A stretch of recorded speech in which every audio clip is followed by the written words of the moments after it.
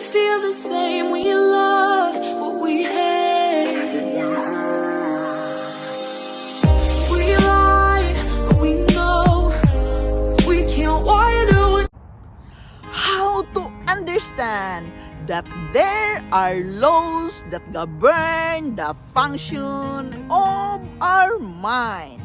Hello friends, this is Yundel, and today's share is about understanding the laws that govern to the function of our mind. This is just a share from my own reading and of course from my own life experiences.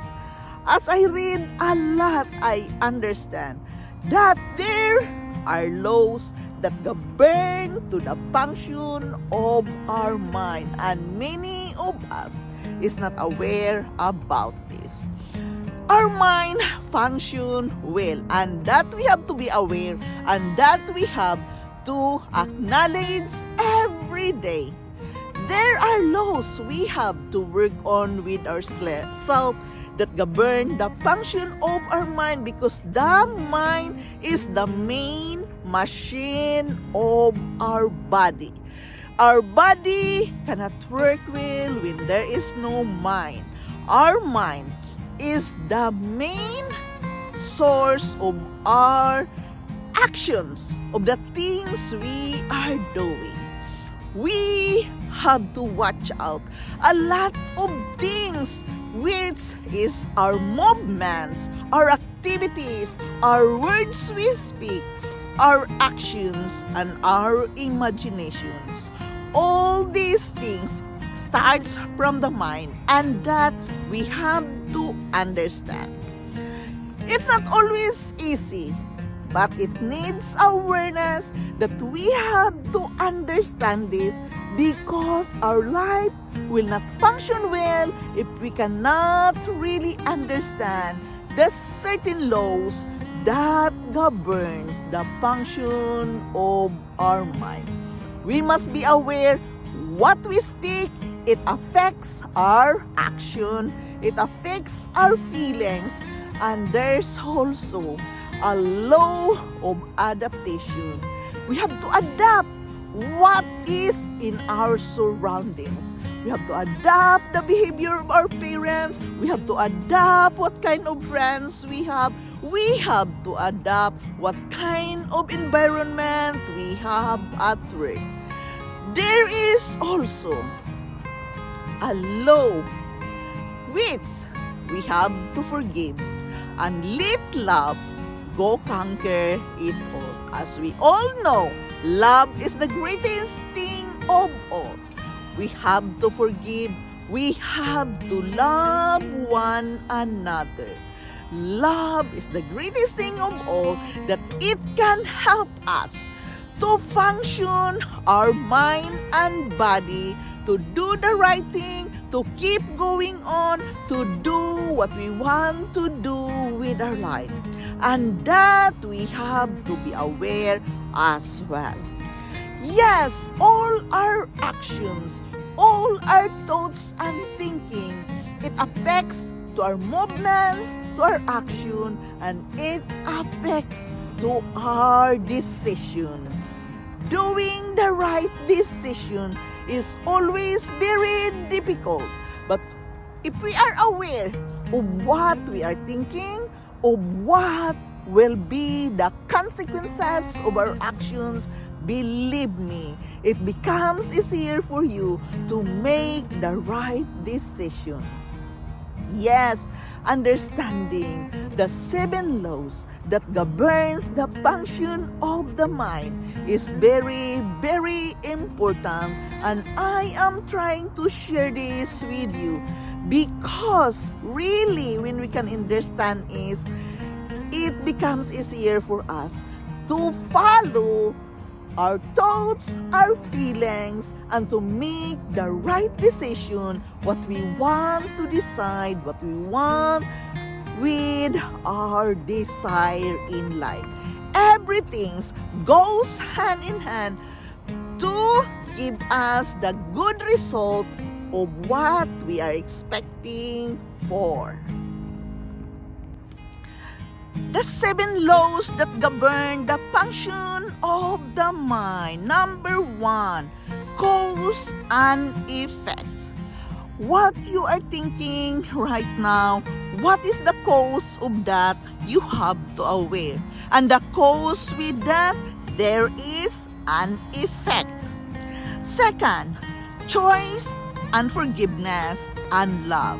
Remember that we all have a choice to make, to decide what we want with our life. Forgiveness, be willing to forgive.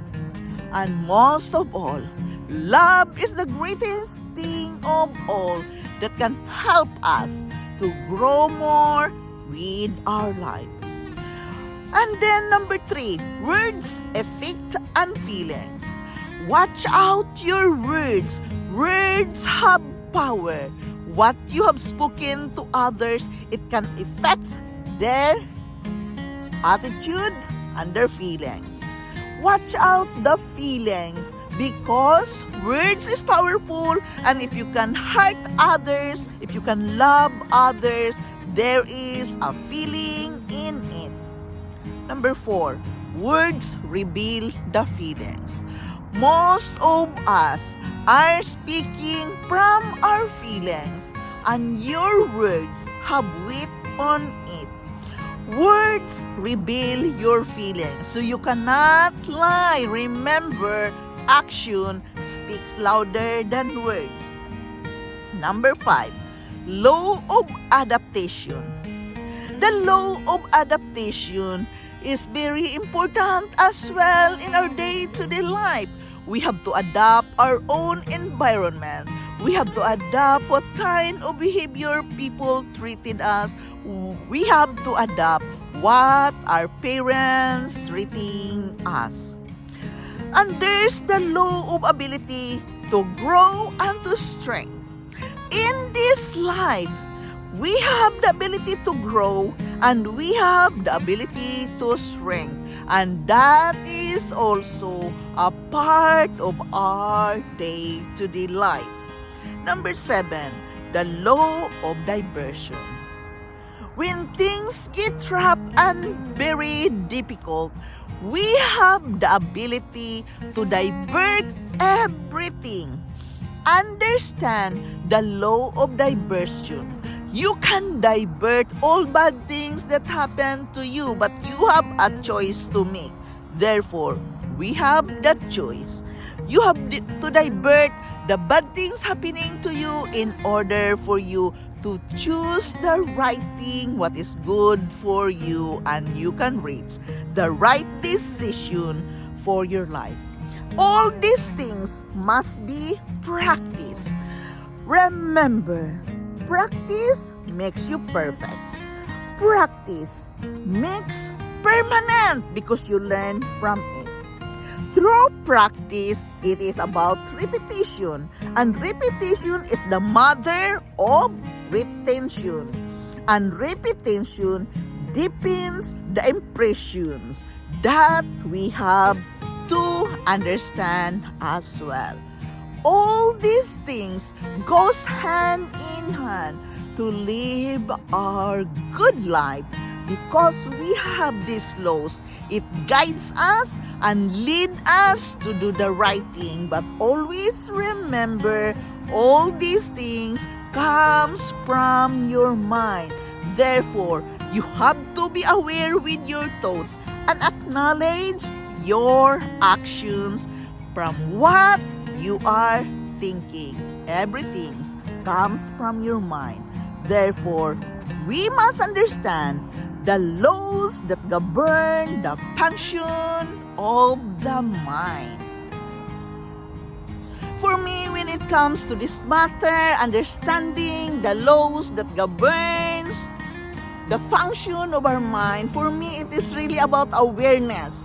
Awareness is very important. What you are thinking right now, what are your actions, what are your feelings, and what will be the effects of the words you are speaking. Always bear this in mind.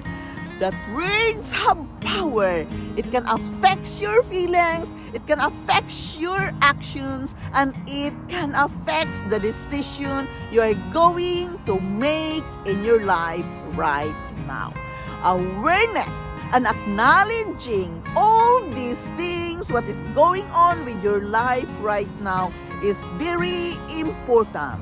It will lead you to do the right thing, or it will lead you to do the wrong thing. We are all human. We have all our own weaknesses. And it's very easy to listen to our feelings instead of using our mind first.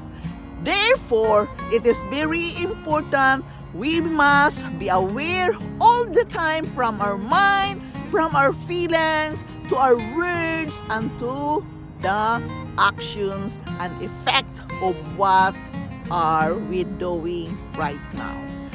This is Shundel. Thank you for listening. Thank you for dropping here in my channel. I am very grateful to each and every one of you supporting me here in my life journey. This is not easy, but I am just sharing with you in hope it can help you too. It helps me to understand more about my life, about my actions, about the words I am using when I am reading these things. I love you all, and bye-bye. Like we feel the same, we love what we hate.